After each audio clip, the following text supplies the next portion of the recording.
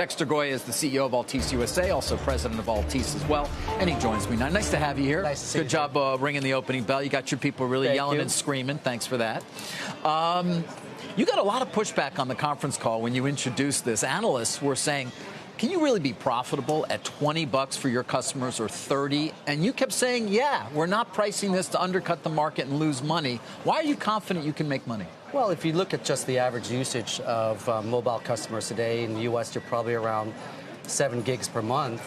You know, with 7 gigs per month, if you've got the right price points in terms of what you're paying to rent, space effectively per gig, then you effectively can make money, right? So we're not in this business to go out there and lose money. We're pricing this at a gross profit positive. We obviously are going to have a little bit of losses in the first 12 months as we market, and we do have run some OpEx in there, but fundamentally, it's just really about the mathematics of volume. As we get to certain volume matrices, we're going to be very profitable. How long do you think it'll take you to get to those matrices? I think the question really is what's the initial response going to be? The initial response always has been already very strong. So, are we going to get there quicker, or are we going to get there a little bit later? But we've modeled it out over 12 months. But we'll see over the next couple of months as we really start launching our marketing campaign pretty actively over the next couple of weeks. Well, how should I be viewing then others, my parent company amongst them, that are pricing their wireless service, for example, substantially higher? Are they just not getting it? Do they have MVNOs that aren't as favorable as your own? Well, I think you should switch over to ours. That's what I would tell Brian and the rest of the crew. So, but in any case, I think the whole question really is the partnerships that you're able to set up. We also do have a different platform in that we're an infrastructure-based MVNO, as opposed to what you guys have at your parent company. Can you explain to people what that means? Yeah, it's really about more, we have our own core network. We control the SIM card. We're able to manage the traffic that goes on and off the Wi-Fi network more accurately and seamlessly. That allows us to be a lot more cost-effective in terms of how much we're paying to our roaming partners. Right, so those are just one of the basic features. Obviously, there's a bunch of other control features that we have when you have a infrastructure-based MVNO, but the basic one is that we have a better maintaining a cost control on what we're doing. And should we view this, or should your investor base or future investors perhaps view this as another significant part of your business, one that will contribute significantly the same way that broadband and or video does? Absolutely. We're in the business of continuing to drive simplicity, clarity, and better user experience. The whole thing about wireless today, you think you're wireless in your home, by the way, because everyone talks about Wi-Fi, right? So your entire experience on broadband is wireless. And so we need to be inside and outside the home and have the ubiquity of having the best service, clarity, simplicity for our customers. We're building this as a standalone profitable business. It may have ancillary benefits to our fixed line business going forward, but that's not priced in today to our business model. But we're certain that we will see some of that. But fundamentally, this is going to be a standalone pillar for our business, and we've got a good runway going forward in terms of time to think about other things, what we want to do with wireless. Right, and learn about it. I mean, are you a believer that 5G will represent a significant challenge to those who bring a wire into the home when it's able to bring the speeds that at least we hear is possible? I think it's going to be a complementary service as opposed to a challenging replacing service. The usage patterns that we're seeing from our fixed line broadband cable subscribers today are so much larger than wireless subscribers today.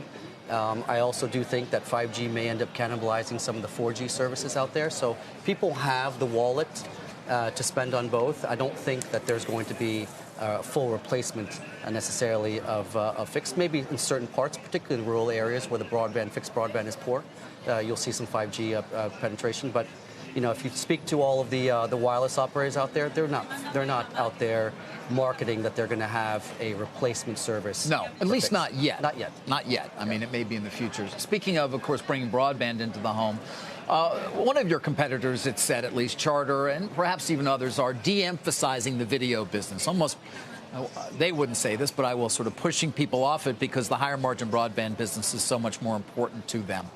You push back on that when analysts have said, well, are you de-emphasizing the video business? No, Why? Why wouldn't you want everybody just on broadband? Because it's still a profitable business. Everyone is a broadband customer anyways. So our fundamental drive is to continue to get more wallet share and mind share from our customers.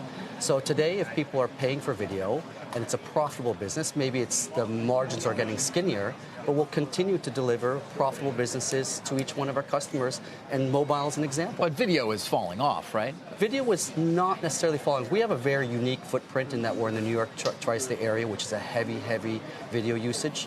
Lots of cultural diversity, lots of live professional sports teams, so the RSNs are critical, which are on the cable network and not on the vMVPDs, as an example. And then a very underpenetrated video market in our historical Suddenlink footprint, which has been competing historically with satellite. So we have kind of a weird effect insofar as we're actually quarter over quarter, we've had 6 quarters in a row of better video performance year over year. And we continue to see the trends. You do continue to see those trends as well. The broadband business at this point, is there room for continued margin improvement, or do you feel like you've sort of optimized? Well, I think on the pure broadband product, it's a very high gross margin product, right? So if you were just a broadband provider, the OpEx related to your business actually starts to get skinny down quite a bit because the customer service interventions become a lot less when you don't have video and you don't have telephony, and you don't have set-top boxes. So if you were just a pure broadband provider, to your point, yeah, your margins have a lot more movement. But we think overall our business continues, our core telecoms business continues to have margin. And you've obviously, the stock has done very well this year in terms of how investors have responded to that view.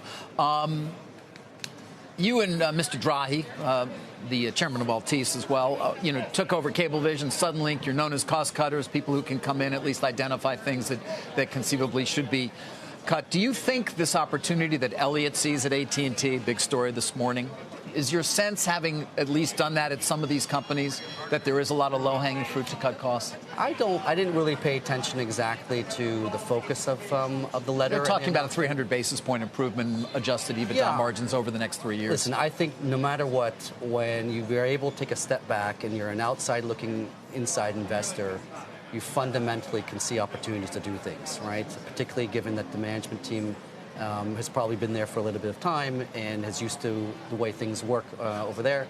So I'm certain there's probably opportunities for them to do stuff. I don't know where it would be. Right. We don't know the business that well. And finally, I mean, we know you sort of, at least for a while, as being an acquisitive company. Obviously, Suddenlink, Cablevision amongst the two that have contributed to your U.S. footprint. Are you guys done when it comes to acquisitions? We'd love to do more. I think I've said that to you regularly. You know, cable is a good sector to consolidate. There still needs to be consolidation. What's left, though, other than names that are too big? I mean, Charter is $90 billion market cap. Come on, you're not going to do that, are you? We're not going to do anything other than focus on shareholder value for our shareholders right now. So I think, today the organic opportunities continue to be very large for us to create a lot of shareholder value. I think we've always talked about historically, can people team up? Can we buy smaller businesses? All those types of things. We're very flexible in terms of the opportunities we'll look at. All right, back to wireless. $30 a month. I'm a non-Altice customer because I don't have where I am. Find you a deal. But I can, and my service is going to work. It's going to actually be good. It's going to be fantastic. It's Sprint and AT&T's network, along with supplemented with our network as well, right? So it's a fantastic network.